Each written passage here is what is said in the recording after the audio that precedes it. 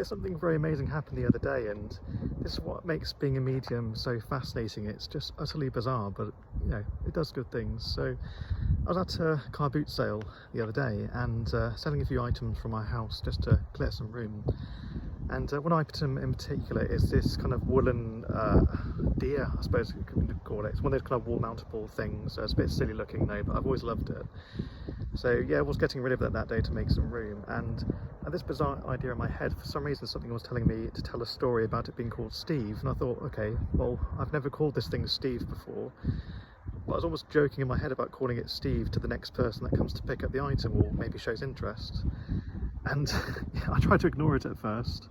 Eventually this old sweet man came along, and I just had a feeling that I needed to tell him that thing. So he was looking at the item and I said, okay, it's X amount. You know, for some reason I thought, okay, I'm going to tell him.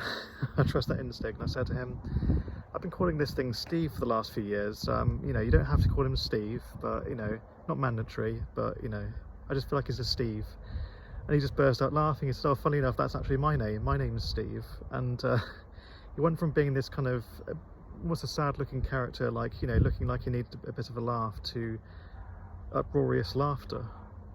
And that's the wonderful thing about it. Like, we just know things. We just know things at the right time. And I don't know that person's story, but it's just a little weird thing, maybe a coincidence you should say, but really, how did I know to say the right words at the right time? That's the thing, you just do little things every day to make people's day just a bit better. I can't really explain how it works, but it just works. So yeah, have now.